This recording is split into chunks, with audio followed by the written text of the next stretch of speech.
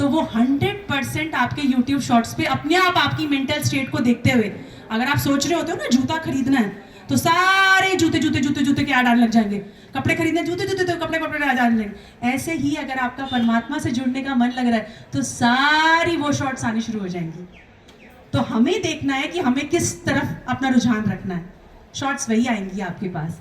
तो ये हमारा ईश्वरीय विश्वविद्यालय है। कोई भी आपका क्वेश्चन हो, कुछ भी लगे, तो ये 1-to-1 सेशन है। ये जो ये सबके केंद्र है, पर ये जो है ये ऐसी सभा है कि हम खड़े होकर कुछ भी पूछें, आंसर मिलेगा, और यही बाबा की निमित्त है। तो ये 140 देशों में इसका संस्थाएं हैं हमारे पास।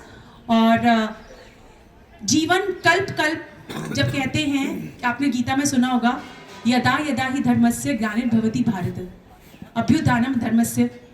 तो आपने जब सुना होगा, जब जब धर्म का पतन होता है तब तब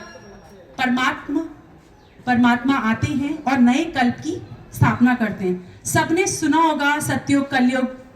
तो सतयुग की स्थापना कौन करेगा? आप और हम मिलकर करेंगे। महाकुंभ की डुबकी नहीं करेगी, वो डुबकी जो 108 बार लगाई वो नहीं करेगी, आप और मैं मिलकर करेंगे इसका। हमें नए युग की स्थापना करनी है और उसके लिए एक पढ़ाई पढ़नी पड़ेगी। नया युग, नई पढ़ाई। और वो पढ़ाई कहाँ मिलेगी?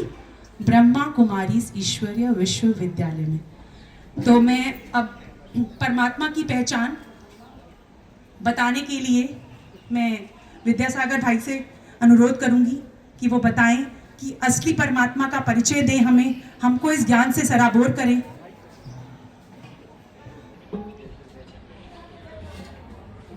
ओम शांति।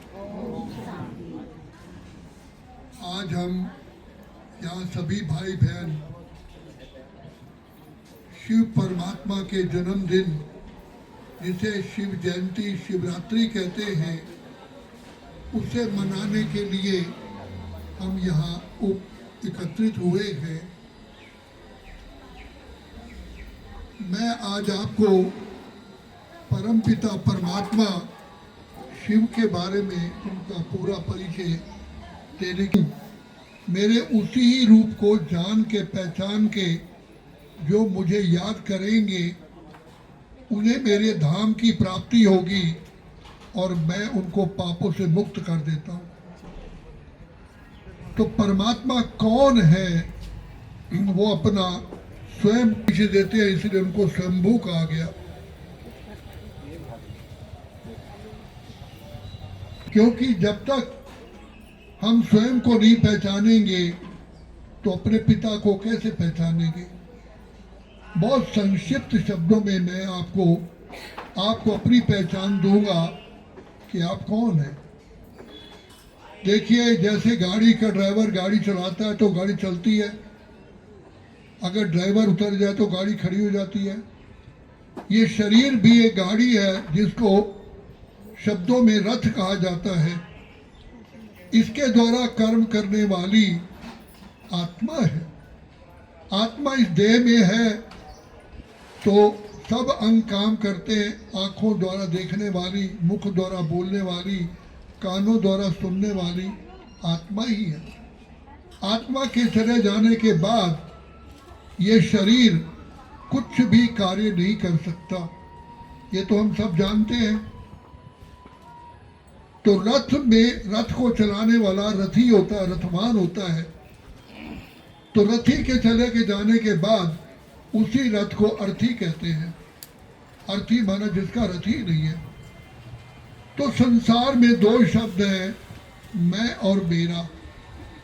जैसे मैं कहता हूँ ये मेरा भाई है, ये मेरी बहन है, ये मेरा मकान है,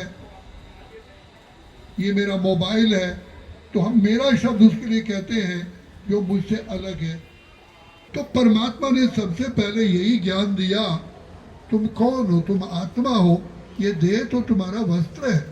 और हम कहते भी हैं भाई एक दिन मैं शरीर छोड़ के चला जाऊंगा, तो मैं कौन हूं? जब आत्मा चली जाती है तो क्या शरीर बोलता है कि मेरा सिर है, मेरी टांगे हैं, मेरे पैर हैं? कौन कहता है? आत्मा। तो जैसे गाड़ी के ड्राइवर की एक खास सीट होती, बैठ के गाड़ी चलाता है, आत्मा की सीट भ्रिकुटी है। जो दोनों आंखों के बीच है